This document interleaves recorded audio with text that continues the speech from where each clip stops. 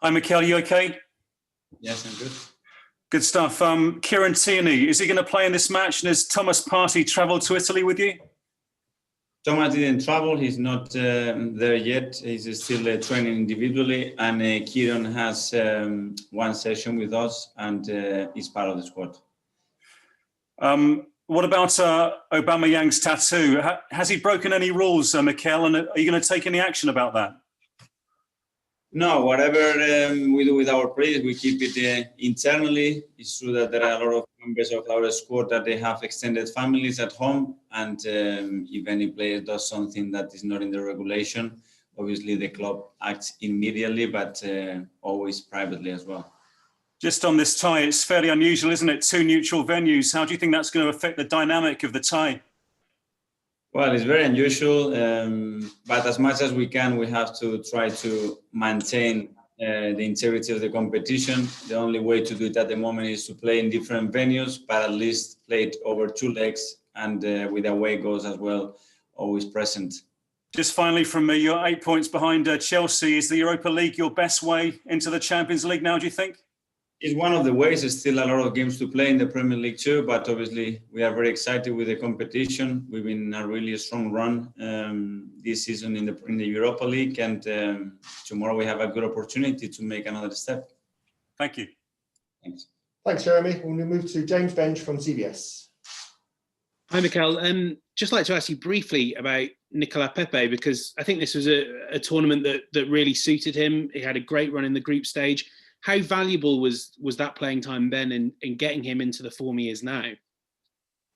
Yes, obviously the fact that we have Europe gave the opportunity to almost everybody in the squad to be fit, available and competing for his place. I think Nico had some really good matches, some important goals as well. And I think that, as you said, helped him for the Premier League form and the recent form that he's shown. I think it was about a year ago, you told us you've been working hard on making him more right-footed, increasing the versatility and the way he could attack. Have you seen signs of that development, and has that convinced you to play him on the left?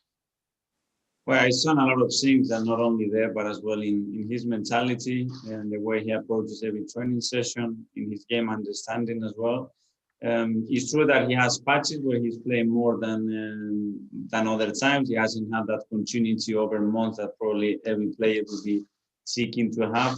But I think overall there is a lot of progress with Nico. And just finally from me, I know obviously it's a long way until the final of a competition like this, but I'm sure you're aware that Arsenal had probably not had the greatest European history for a club of their size. Do you allow yourself to think about what it would be like lifting that trophy in Gdansk and how special it would be? That picture is always in the back of my mind because what we are here is to win trophies for this club. And this is a competition that we want to be linked to as well because we are participating. Obviously, Champions League has been massive for this club. At the moment, we are not on it. And the best way to be back in there is by winning this competition as well. Thank you. Thanks, James. We'll go to Nick Hallow from Haters. Evening, Mikel. Can I just ask you a couple of questions, if I may, about Wilian? I know it's quite popular to criticise him at the moment because perhaps he hasn't performed as well as you would have liked. What do you think he can still offer the team? Well, what he's doing at the moment, the way he's training, the way he's working, the way he's willing to give everything to the team is what I demand. Whether he's got is more successful or less successful in the game is another matter. It would come with the quality that he has, but at least what I demand to every player, it's a full commitment and to put the passion and everything they have in every training session and when they have the opportunity to play.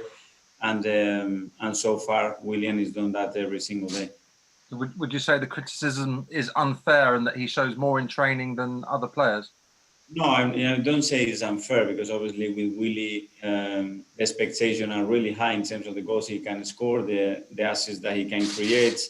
You expect him to be in the starting lineup as well. So it's normal that people write things about him.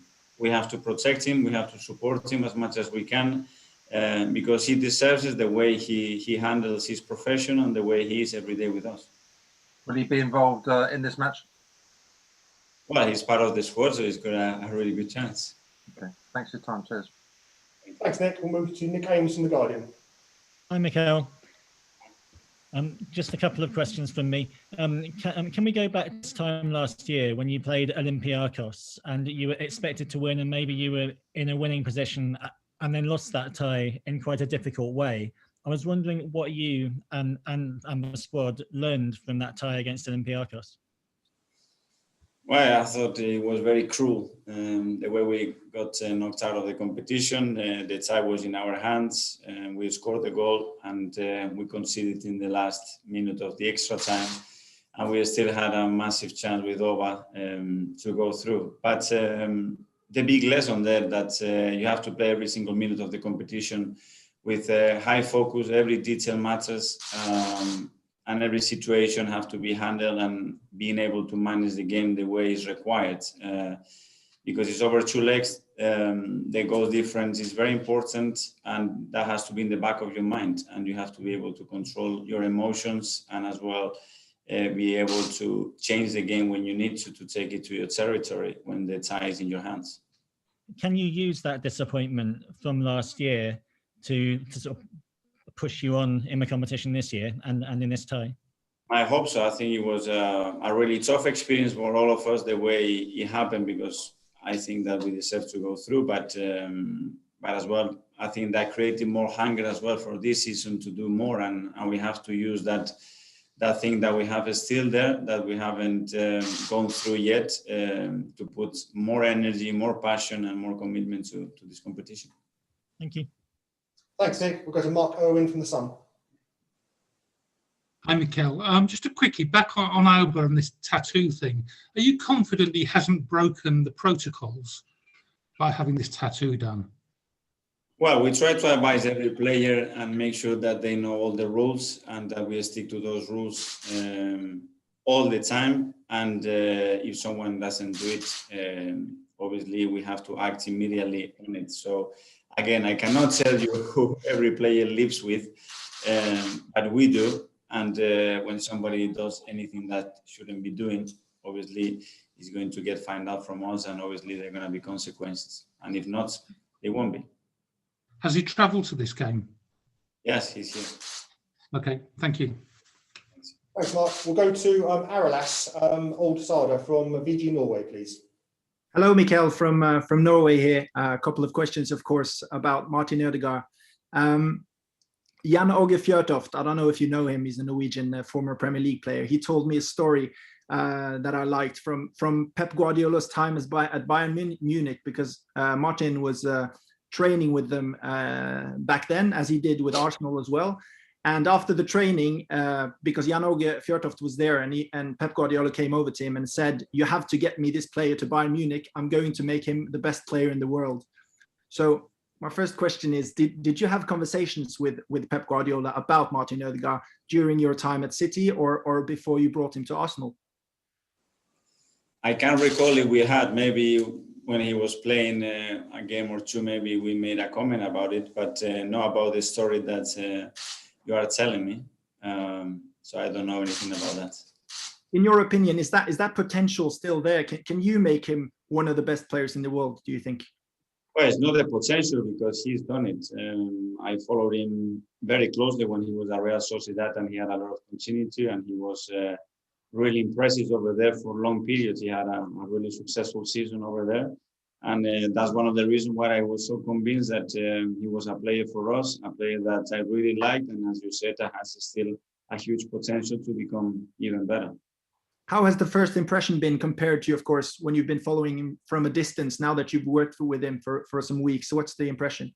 All positive from my first conversation that I had with him. A really focused and humble boy that was really keen to join, that he just wants to play football in the right way. And then he settled really quickly. Really nice guy, players like him, staff like him, easygoing, really hard worker. And I've been very impressed with his leadership. He looks a little bit calm and reserved, but on the pitch, he's got something about him, and I've been really impressed with him. Yeah, does he have more of a character than you maybe expected? Yes, and when I talk about leadership as well, it's how he talks to his teammates, how he commands, for example, the high press, And then the personality that he shows every time there are opponents against him, he still wants the ball in the right areas. His decision making is really good, and he's a really intelligent player. Thank you very much.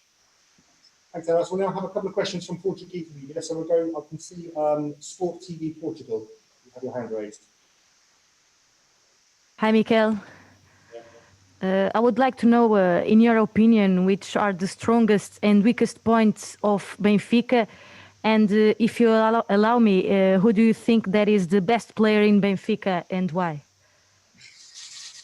Well, what I can say is a really competitive team, a really high rhythm team, really high press, very dominant when you allow them to do it. With very aggressive attacking players that when they have a space to attack and they are close to the final third, they become really dangerous. And managers with a huge history in football that some of the players know him really well as well. So big respect, they're going to be a really difficult opponent. And about the best player? I would not like to mention just a player. I think it's a really strong team. Thank you. Thank you very much. I can see Auba, so Rui Miguel Melo from Auba. Hello, do you hear me? Yeah. Okay. Hi, Mikel. Two questions. Do you expect Benfica in a 4-4-2 formation or 3-4-3? And did you talk with Cedric and David Luiz about Benfica? Thank you. I expect them in both, and the preparation of the games always are in relation to the possible formations that they can use. So we prepare the game in both with the alteration that they have independent of the players that they play, as well within the formation. And regarding the players that you mentioned, yes, of course, I'm most interested to see about the history, about how they get coached, about the culture of the team. So it's always useful to have opinion from players that know the league and the team so well. Thanks, Rui. And finally, we'll go to João Barbosa. Hi, Mikel. In the last games, Benfica has given a lot of priority to building with 3 players in the defense.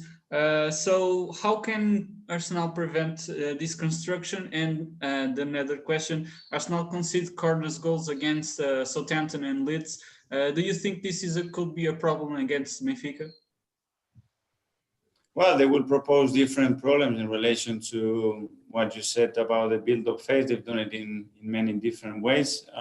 We have to be prepared for that and try to nullify that as much as possible, obviously, the same that they will try to do with us. And the fact of conceding the goals and the manner you concede the goals in the competition is huge, because the value of the goals becomes crucial in these stages. So it's obviously something that we have to bear in mind all the time.